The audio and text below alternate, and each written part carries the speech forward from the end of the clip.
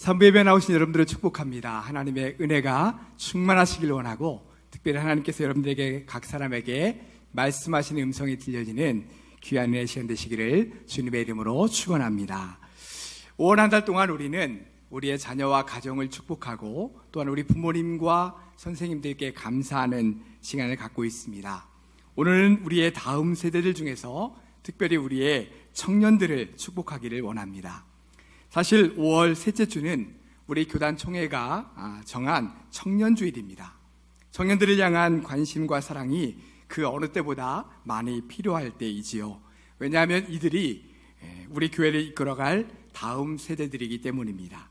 이들을 향해 더 많은 관심과 기도로 격려하고 그들을 잘 세워줄 때 우리 청년들이 우리 교회에 가득 차고 넘치는 역사가 일어나게 될 줄 믿습니다. 오늘 말씀은 우리 모든 성도님들에게 드리는 말씀이기도 하지만 특별히 우리 청년들을 향한 하나님의 말씀을 함께 나누고자 합니다. 인생을 살아가다 보면 큰 시련을 당하거나 거대한 현실의 벽에 부딪힐 때가 있습니다. 산전수전 다 겪은 우리 기성세대들도 시련과 고난에 부딪히고 그것을 당하면 괴롭고 견디기가 힘든데, 하물며 부모의 품 안에 있다가 이제가 세상에 나와 혹독한 세상을 경험하게 된 우리 청년들은 어떻겠습니까? 한참 꿈과 비전으로 넘쳐서 세상을 바라봐야 될 우리 청년의 때지만 현실은 그렇지 못한 것 같습니다. 안타깝게도 이 시대 많은 우리의 청년들이 현실의 벽 앞에서 좌절하고 자신의 미래와 꿈을 포기하는 일이 늘어나고 있습니다. 이런 청년들의 모습을 볼 때마다 참 안쓰럽고 마음이 아픕니다. 마치 우리가 잘못해서 우리 청년들에게 이런 현실을 남겨준 것 같아서 어떤 식으로든 그들의 길을 박박 좀 살려주고 응원해주고 싶은 마음이 바로 우리의 마음이지요. 그러면 우리 하나님은 이 시대 청년들을 어떻게 바라보고 계실까요? 하나님은 우리 청년들을 향해 뭐라고 말씀하실까요? 저는 오늘 이 시간 하나님 아버지의 마음으로 하나님께서 과연 우리 청년들을 향해 뭐라고 말씀하실까라고 하는 부분에 관해서 함께 말씀을 전하도록 하겠습니다. 오늘은 청년들에게 하시는 말씀이니까 우리는 안 들어도 되겠다 하실 것이 아니라요, 우리 청년들뿐만 아니라 30, 40 세대의 성도님들, 또 우리 청년들을 자녀나 손주로 둔 우리 성도님들에게는 우리 그들을 향한 기도의 제목을 하나님께서 주신다라고 하는 마음으로 함께 말씀을 받고 은혜를 나눌 수 있기를 바랍니다. 그러면 과연 우리 청년들은 어떤 삶을 살아야 될까? 이 시간 4가지로 간단히 함께 말씀을 나누도록 하겠습니다. 첫째는 하나님을 기억하는 청년들과 성도들이 되시기를 바랍니다. 한번 따라하겠습니다. 하나님을 기억하라. 하나님을 기억하라. 그렇습니다. 하나님을 기억하라는 것입니다. 여러분, 지혜의 왕 하면 누가 떠오르시나요?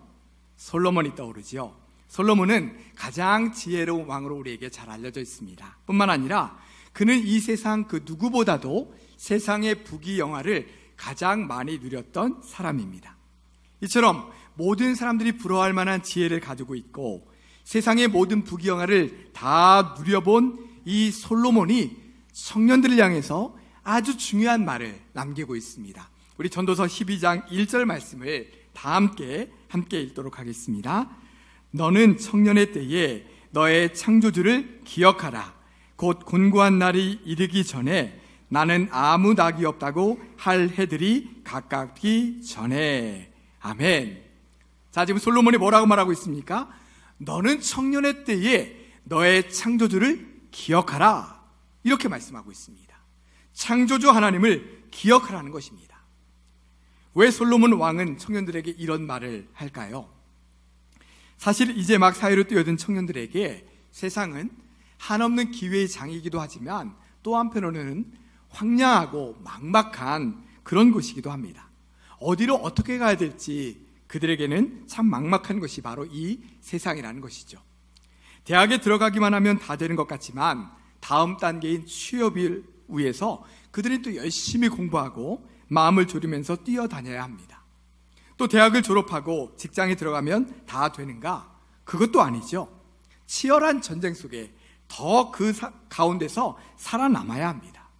아유, 나는 그런 거 치열한 전쟁 싫어서 나는 그냥 나 좋아하는 거 그냥 하면서 편안하게 살겠습니다. 여러분, 가능합니까? 비현실적인 생각이죠. 이런 냉혹한 현실 속에서 우리 청년들은 스스로의 길을 찾아가야 되는 겁니다. 물론 옆에서 우리 부모님들이 가이드의 역할을 해줍니다. 또 요즘은 인터넷이나 각종 매체를 통해서 많은 정보들을 얻을 수도 있지요. 해외여행이나 인턴, 알바 이런 것들을 통해서 스스로의 스펙을 쌓아가기도 합니다. 그러나 앞으로 그들이 마주할 모든 선택과 가야 할 길은 오롯이 자신들의 몫입니다. 어느 누구도 그 사람의 인생을 대신 살아줄 수 없고 그 사람 대신 선택해 줄 수도 없습니다. 한 번도 가보지 않은 길을 자기 스스로 혼자서 걸어가야 되는 거죠. 이처럼 그들 앞에 놓인 수많은 길들 앞에서 우리 청년들은 어떤 길로 가야 할까요? 현재 그들에게 가장 필요한 도움의 말은 어떤 말일까요? 솔로몬은 이런 청년들을 향해 지금 말하고 있는 겁니다. 너는 청년의 때에 너의 창조주 하나님을 기억하라. 너의 하나님을 기억하라는 것이죠. 솔로몬도 처음 왕이 됐을 때 한참 어린 나이에 왕이 됐기 때문에 통치하는 것이 두려웠습니다. 그 대단한 솔로몬 왕도 처음 세상의 앞에 섰을 때는 두려워했다는 것입니다. 나만, 우리 청년들만 세상 앞에 서면 두려운 것이 아니라 이 솔로몬과 같은 그 대단한 사람도 처음 세상에 있을 때, 또한 인생의 벽을 만났을 때는 그들도 역시 두려움을 느꼈다는 것입니다. 그런데 솔로몬은 이런 두려운 마음이 들 때 어떻게 했다고 성경에 나옵니까? 간절한 마음으로 하나님을 찾았습니다. 그리고 하나님께 지혜를 구했지요. 그랬을 때 하나님께서는 그에게 지혜와 모든 부귀와 영화를 주시는 것을 볼 수 있습니다. 그래서 지혜의 왕이 될 수 있었던 것입니다. 솔로몬이 이렇게 좋은 경험만 한 것은 아닙니다. 그의 인생 말년에는 하나님께로부터 멀어짐으로 말미암아 그가 누리던 그 모든 것들을 많이 잃기도 했습니다. 그러니까 한평생 살면서 이렇게 인생의 쓴물과 단물을 다 경험한 이 솔로몬이 청년들과 우리를 향해 힘주어 이렇게 말하는 겁니다. 곤고한 날이 이르기 전에 너는 청년의 때에 너의 창조주 하나님을 기억하라. 모든 것을 하나님께서 너에게 주시는 것이다. 하나님을 믿고 구할 때 하나님께서 내 삶의 모든 것을 채워주실 것이다 라고 지금 말하고 있는 것이죠. 사랑하는 성도 여러분, 사랑하는 청년 여러분, 청년의 때에, 하나라도 젊었을 때에 창조주 하나님, 우리 인생의 주인 되신 하나님을 꼭 기억하시기를 바랍니다. 매 순간 먼저 하나님을 기억하며 하나님을 간절히 찾고 날마다 하나님과 동행하며 살아가는 우리 모든 청년들과 성도들이 되시기를 바랍니다. 둘째로, 하나님의 비전을 갖는 청년들과 성도들이 되시기를 바랍니다. 한번 따라할까요? 하나님의 비전을 가지라. 하나님의 비전을 가지라. 그렇습니다. 하나님의 비전을 가지라는 겁니다. 사람이 꿈과 비전을 갖는다는 것은 정말 중요한 일입니다. 꿈과 비전이 없는 사람은 자신이 나아가야 할 길을 모릅니다. 갈팡질팡하며 방황하는 인생이 됩니다. 꿈과 비전이 없으면 인생의 장애물 앞에서도 쉽게 좌절하고 포기하게 되지요. 그러나 자신이 가고자 하는 길에 대한 분명한 비전을 가진 사람은 다릅니다. 헛된 것에 자신의 마음을 빼앗기지 않고 자신의 시간을 빼앗기지 않고 오직 자신의 꿈을 향해 달려가게 되지요. 또한 인생의 장애물이 생겨도 어떻게든 그 장애물을 이겨내고 헤쳐나갈 방법을 찾으려고 노력하게 되는 겁니다. 여러분 혹시 류태영 박사라고 하는 분을 아십니까? 그는 1938년 일제강점기에 전라북도 임실 그 시골 동네에 작은 머슴의 아들로 태어났습니다. 궁핍한 환경과 절대적인 빈곤 속에 자라났던 그는 매일의 굶주림과 고된 노동 속에서 그는 좌절하고 포기하며 불평으로 살아가기보다는 한국의 농촌 부흥 운동에 꿈을 갖게 되었습니다. 한 부유한 집에 가정교사로 들어가 그 집의 도움으로 겨우 18살에 중학교를 졸업하고 그 후로 서울로 올라와서 구두 닦기, 신문 배달, 행상 이런 일들 하면서 야간 고등학교를 다니게 되죠. 그리고 그 야간고등학교를 다니던 중에 유학이라는 것을 알게 되고 유학을 꿈꾸게 됩니다. 그러던 중 유달령 박사님의 새 역사를 위하여 라고 하는 책을 통해서 이 덴마크라고 하는 나라가 굉장히 가난한 농촌에 불과한 나라였는데 그 나라 안에서 복지국가로 바뀌어지는 그 내용들을 보게 되면서 덴마크 유학을 꿈꾸게 됩니다. 그러나 현실은 막막했죠. 이제 겨우 고등학교를 다니고 있고 대학교도 겨우 들어간 상황에서 유학을 꿈꾸기에는 너무 현실이 어려웠던 겁니다. 그때마다 그는 매일 기도했습니다. 그리고 하나님께서 반드시 응답해 주시리라고 믿었습니다. 그렇게 새벽 기도를 하기를 13년 동안 이어가던 어느 날 마침내 응답이 이루어졌습니다. 어느 날 갑자기 덴마크 국왕에게 편지를 써봐야겠다라고 하는 생각이 들었습니다. 그래서 백과사전을 열어 당시 덴마크 국왕이 프레드릭 9세라고 하는 것을 알게 되고 그 편지의 수신자에다가 프레드릭 9세 임금님 귀하라고 한글로 썼다는 겁니다. 여러분, 한글로 쓴 그 편지를 그 덴마크의 국왕이 볼 수 있을까요? 그러면서 그 편지 안에다가 우리나라 농촌을 덴마크처럼 잘 살게 하고 싶으니 저를 좀 초청해 주십시오 라고 한 편지의 내용을 적었다는 거예요. 덴마크 왕궁의 주소도 모른 채 또 거기서 시인에다가는 한글로 덴마크 국왕 귀하 이렇게 해서 보냈다는 거죠. 그런데 한 달 만에 기적적으로 덴마크 왕궁으로부터 답장이 왔다고 합니다. 그 내용은 이랬어요. 당신이 원하는 기간, 원하는 장소에서 원하는 분야를 공부할 수 있도록 우리 정부가 책임지며 돕겠습니다 라고 하는 초청 편지였습니다. 꿈만 같았던 이 덴마크 유학의 기회가 기적처럼 주어지게 된 거죠. 이렇게 해서 덴마크 유학을 떠나게 되었고 나중에는 이스라엘 정부를 초청을 받아서 또 이스라엘에서 유학을 한 후에 또 대학 교수까지 그곳에서 하게 됩니다.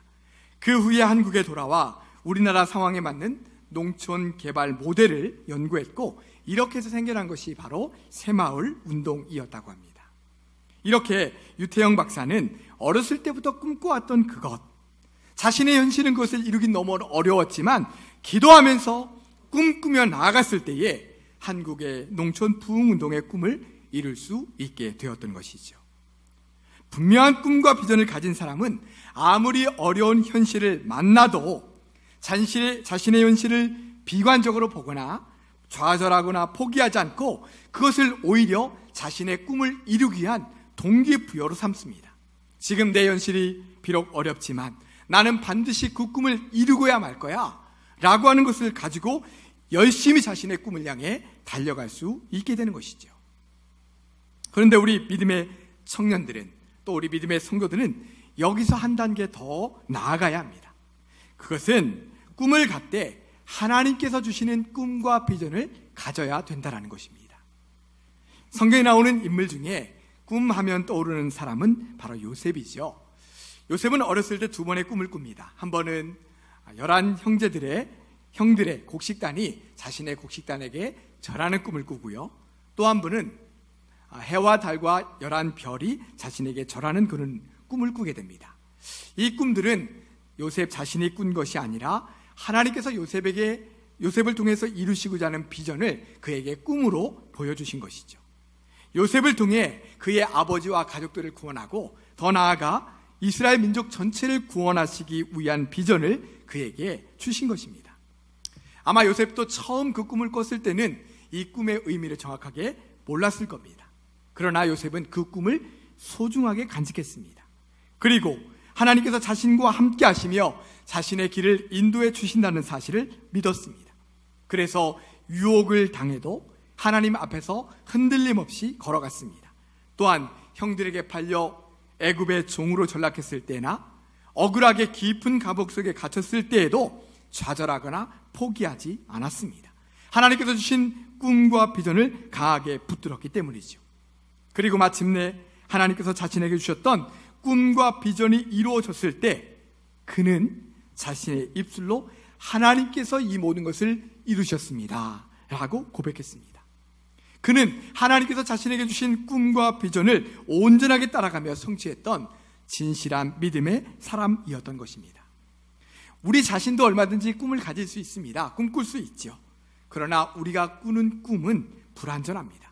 우리 자신만을 위한 꿈일 때가 많습니다. 그러나 하나님께서 우리에게 주시는 꿈과 비전은 완전합니다. 또한 하나님의 비전은 그 꿈을 이룰 때까지 하나님께서 친히 지켜주시며 그 비전으로 우리를 인도해 주시는 것입니다. 그래서 저는 저의 자녀들을 위해서 기도할 때 하나님 주시는 꿈과 비전을 품게 해달라고 기도합니다.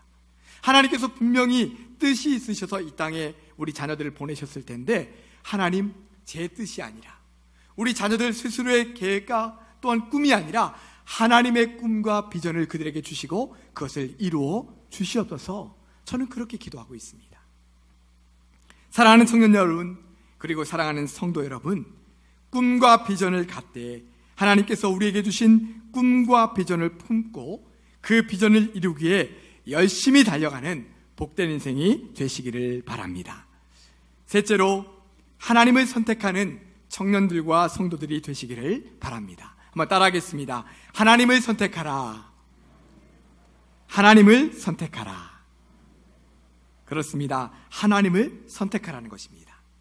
앞에서도 말씀드렸듯이 앞으로 우리 청년들의 앞에는 많은 선택의 순간들이 오게 될 것입니다. 어떤 선택을 하느냐에 따라서 그 인생의 다른 길을 걸어가게 되겠죠. 그런데 문제는 그때마다 어떤 길로 가야 될지 잘 모를 때가 많다는 것입니다. 우리 장년 성도님들도 그럴 때가 많은데 우리 청년들은 어떻겠습니까?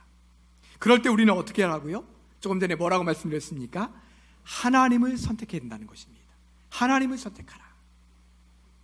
이렇게 분명하고 확실하게 하나님을 선택하고 나면 우리가 선택하며 가야 할 길과 방향이 명확해집니다. 모든 것이 다 정리가 되죠. 마치 결혼하기 전에는 내가 평생 함께 살아갈 배우자를 누가 될지 모릅니다. 저 사람일까? 아니면 이 사람일까? 저 사람이 나에게 잘 맞을까? 아니면 이 사람이 잘 맞을까? 결혼하기 직전까지 아주 신중하게 고민하고 또 고민하게 됩니다. 그런데 나의 배우자를 만나서 결혼하게 되면 어떻게 되죠? 더 이상 이제는 결혼 상대에 대해서는 고민하지 않아도 됩니다. 이제부터 고민할 것은 뭐냐면 이 사람과 어떻게 편안하게 살까? 이 사람과 어떻게 행복한 삶을 평생 살아갈까라고 하는 것만 고민하면 되는 것이죠. 마찬가지입니다. 우리 하나님과 함께 살아가는 것, 하나님을 선택한다는 것이 바로 그것입니다. 하나님을 선택하고 나면 그 다음에는 우리가 선택하며 가야 될 길이 명확해지는 것입니다. 이제부터는 하나님께서 무엇을 기뻐하실까? 하나님께서 우리에게 어떤 길로 가라고 말씀하시나? 어떤 길과 방법을 선택하는 것이 하나님의 뜻일까? 라고 하는 그것만 고민하면 되는 것이죠. 이렇게 확실하고 분명하게 하나님을 선택했던 사람이 바로 다니엘입니다. 다니엘은 유대인으로서 바벨론에서 포로로 살고 있습니다. 그러다가 바벨론의 고위공직자가 될 수 있는 기회를 얻게 되죠. 그러나 바로 고위공직자로 될 수 있는 것이 아니라 많은 후보들을 대상으로 하는 훈련 과정에서 뛰어난 성적을 거둬야만 가능합니다. 그런데 그 훈련 기간에는 바벨론 왕이 내린 음식을 먹어야 되죠. 문제는 그 음식이 우상에게 제사를 드리고 나온 음식이라는 것입니다. 바벨론의 관리가 되기 위해서는 우상에게 제사하고 나온 음식을 먹어야 하는 거죠. 자, 이 상황에서 다니엘은 어떤 길을 선택했습니까? 그는 하나님께서 싫어하시는 우상에게 제사한 음식을 먹지 않는 것을 선택했습니다. 그래서 그는 우상 제물을 먹고 바벨론 관리가 되는 길을 선택하지 않고 하나님을 선택한 것이죠. 이렇게 하나님을 선택한 다니엘은 이후에 어떻게 되었습니까? 하나님께서 그에게 다른 사람보다 훨씬 더 뛰어난 지혜와 능력을 주셨습니다. 그리고 마침내 그는 나중에 왕 다음으로 높은 총리의 자리까지 올라갈 수 있었습니다. 하나님께서 길을 열어주시고 그의 길을 인도해 주시니까 더 놀라운 길로 하나님께서 인도해 주시다는 것입니다. 이렇게 확실하고 분명하게 하나님을 선택하면 되는데 문제는 우리가 하나님과 세상 사이에서 갈팡질팡한다는 것입니다. 하나님을 확실히 선택하면 되는데 내 내면 속에 있는 욕심과 본능이 하나님을 선택하는 것을 주저하게 하고 세상 모든 사람들이 다 가는 길, 그 넓은 길로 나도 가고 싶다라는 그것이 바로 하나님을 선택하는 것을 방해하는 것입니다. 우리 여일교회 청년들 중에도 하나님을 선택하는 청년들이 많이 있습니다. 직장을 선택할 때에 또는 알바를 선택할 때에 하나님께 예배드릴 수 있는, 주의를 지킬 수 있는 것을 최우선으로 삼고 선택하는 청년들이 있다는 겁니다. 예를 들면 바리스타 일을 하는데 주일에 일을 못한다고 하면 어느 카페 주인이 좋아하겠습니까? 주일에도 일할 수 있는 사람을 찾겠죠. 똑같은 상황이면. 그런데 나는 하나님께 예배드리는 일을 먼저 선택하겠습니다 라고 하는 믿음으로 직장을 구하는 것입니다. 여러분, 그 믿음이 참 귀하지 않습니까? 저는 하나님께서 그 인생을 붙잡아 주시고 인도해 주시며 책임져 주실 줄 믿습니다. 무조건 세상을 적대시하고 세상과 무조건 등을 지라는 말씀이 아니죠. 세상 속에서 믿음으로 살아갈 때에 우리는 뱀같이 지혜롭고 비둘기같이 순결한 것이 필요합니다. 그러므로 그 순간마다 하나님께 여쭤봐야 되겠죠. 하나님, 내가 이 상황 가운데서 어떻게 하기를 하나님께서 원하십니까? 라고 여쭤보면서 한 걸음 한 걸음 나아가야 되겠죠. 그렇게 온전한 믿음을 지키며 지혜롭게 하나님을 선택할 수 있는 믿음이 우리에게는 필요하다는 것입니다. 사랑하는 청년 여러분, 사랑하는 성도 여러분, 앞으로 인생을 살아가는 동안 우리 앞에 다니엘과 같은 상황들이 많이 생길 것입니다. 세상적으로 잘 풀리는 길과 순전한 믿음을 지키는 길, 그 선택의 순간들이 우리 앞에 놓이게 되겠죠. 바라기는 하나님을 선택할 수 있는 여러분이 되시기를 바랍니다. 이렇게 하나님을 선택하며 믿음으로 살아갈 때에 하나님께서 알아서 우리의 길을 인도해 주시고 우리의 삶을 채워 주실 줄로 믿습니다. 넷째로, 울더라도 씨를 뿌리는 청년들과 성도들이 되시기를 바랍니다. 한번 따라할까요? 울더라도 씨를 뿌립시다. 울더라도 씨를 뿌립시다. 그렇습니다. 울더라도 씨를 뿌려야 합니다. 오늘 본문 우리 5절과 6절 말씀을 우리 한번 다 같이 한 음성으로 읽도록 하겠습니다.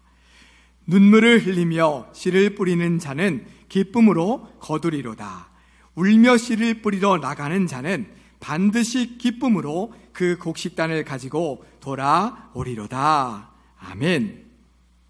지금 우리가 살아가고 있는 이 시대는 그 어느 때보다 어려운 시기를 지나고 있습니다. 특별히 우리 청년들에게는 3포, 5포, 7포 포기해야 될 것들이 참 많은 그러한 어려운 현실을 살아가고 있지요. 그러나 no pain, no gain 이라고 하는 말이 있듯이 고난과 인내가 없으면 얻을 수 있는 것도 없습니다. 고난과 좌절, 장애물과 넘어짐 이런 것들을 좋아하고 원하는 사람이 누가 있겠습니까? 그러나 그런 속에서도 꿋꿋하게 앞으로 나아가야 되죠. 뿐만 아니라 그 순간을 그냥 버티고 지나가는 것이 아니라 그 순간에 너무나 고통스러워서 울더라도 우리는 계속해서 인생의 씨앗을 뿌려가야 합니다. 그럴 때 그 고난의 시간들이 오히려 우리에게, 나에게 유익한 시간으로 바뀌어지는 역사가 나타나게 되는 것이죠. 전에 우리 작년 성도님들에게는 한번 이승엽 선수에 대해서 말씀드린 적이 있습니다. 여러분, 이승엽 선수 하면 뭐가 떠오르십니까? 홈런 왕, 홈런 타자, 이런 것들이 떠오르죠. 한국 야구사의 길이 남는 홈런 타자가 바로 이승엽 선수입니다. 근데 여러분, 이 이승엽 선수가 원래는 투수였다는 사실을 아십니까? 이 고등학교 때까지 투수로서 아주 대성할 수 있는 그러한 왼손 자완 투수였다고 합니다. 우리나라 보통 고교 야구에 보면 투수와 타자를 같이 하는 경우들이 참 많은데 그 중에서도 이 이승엽 선수는 아주 당대 최고의 자완 투수였다는 거예요. 고등학교 때까지요. 그런데 이 고등학교 때 강도 높은 훈련과 잦은 부상으로 인해서 왼쪽 팔이 조금 굳게 되었고 그게 더 이상 투수의 생활을 할 수 없게 되었다는 겁니다. 어린 나이에 큰 좌절과 시련을 경험하게 된 거죠. 그런데 그는 좌절하고 포기하는 대신에 타자로서 제2의 인생을 살아가기로 결단합니다. 그리고 그때부터 하루도 거르지 않고 매일 하루에 3,000번씩 배트를 휘둘렀다고 합니다.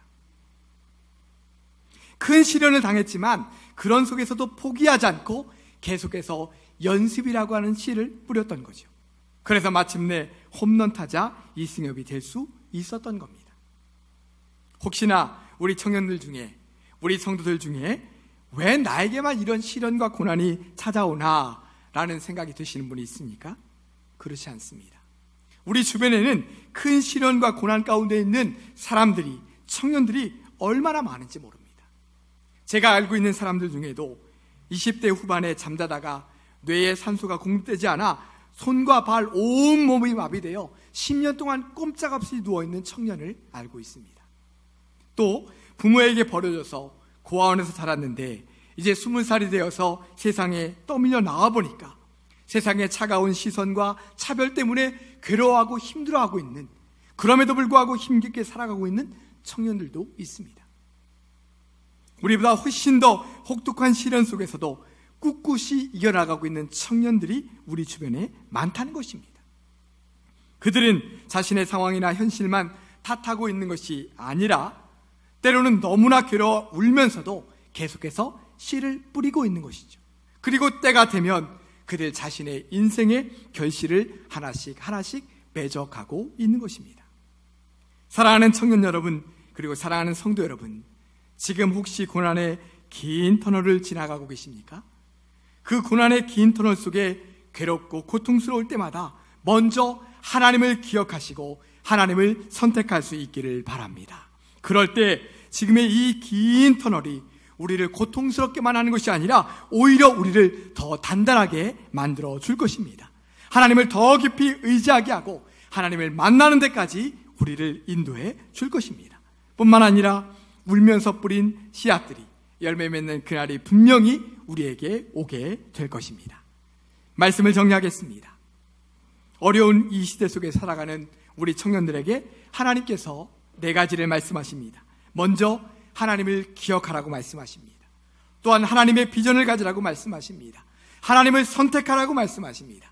울더라도 씨를 뿌리라고 우리에게 말씀해 주셨습니다. 이러한 모든 상황 가운데서 고난 중에서도 더 든든히 하나님을 믿고 바라보며 그 가운데 살아가셔서 더 단단한 믿음의 사람이 될 뿐만 아니라 고난 속에서 뿌린 그 씨앗들의 귀한 열매를 삶 가운데 풍성히 받아들이며 살아가는 우리 모든 성도들 되시기를 주님의 이름으로 축원합니다. 기도하겠습니다. 주님 감사합니다. 우리 청년들에게, 우리 성도님들에게 귀하게 어떻게 살아가야 될지를 말씀해 주셔서 감사합니다.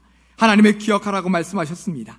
하나님의 비전을 가지라고 말씀하셨습니다. 하나님을 먼저 선택하라고 말씀하셨습니다. 또한 울더라도 씨를 뿌리라고 우리에게 말씀하여 주셨습니다. 사랑과 은혜의 주님, 우리에게 주신 이 귀한 삶의 자리에서 어떠한 고난과 시련 속에서도 아버지는 온전히 이 말씀 붙잡고 승리하며 걸어갈 수 있는 사랑하는 우리 모든 청년들과 우리 모든 성도들 될 수 있도록 축복하여 주시옵소서. 예수님의 이름으로 기도드리옵나이다. 아멘.